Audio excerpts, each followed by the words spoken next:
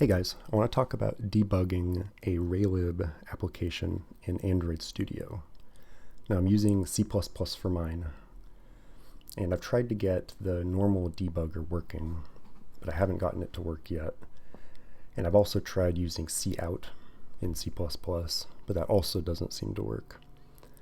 I found this method in Raylib called the tracelog that seems to work pretty well, so that's what I'll show. Now looking at Raylib's documentation, the cheat sheet, you can see the tracelog method here. It takes in an int, which is it's going to change how it's displayed in the console. So you can see a couple examples here. And then it also just takes in some text. Now I have a couple examples set up here in my app. And in this method, parse from JSON, whenever we load in a playing card, it's going to parse the data, and then it also runs the tracelog.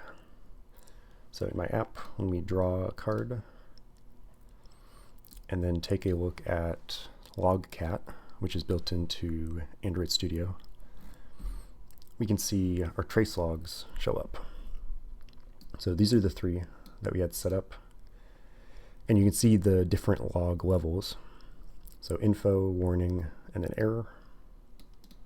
And it just changes the way they're displayed, so it's easier to see what's happening.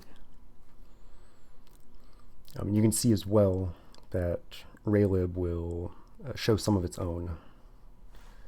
So for example, when I load in the texture for the playing card, you'll see it's going to run these three trace logs. And you see one of them says that it loaded the texture into memory. Another one saying that it loaded the file successfully, and this is the path to that file. Now you can see some others as well. For instance, the new event type. Whenever I click the screen, you'll see them pop up. And then just as I drag and hold, you'll see them pop up as well. I'm assuming 2 just means standard click. But you can see many other different types as well. So all of these images here, they all get loaded in as textures as well, and you can see it logs every single one of them.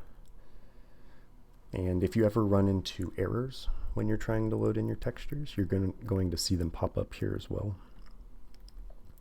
Now we can also see things like fonts get loaded as well.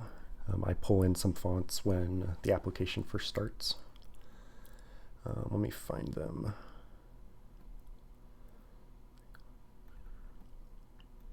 Yeah, here we go. So here's the fonts, and it'll say if they loaded in successfully or not. You'll see warnings if they didn't. And then you can see like the JSON files that get loaded into memory as well. So you can just put these anywhere in your application, and you should get a good sense of what's happening.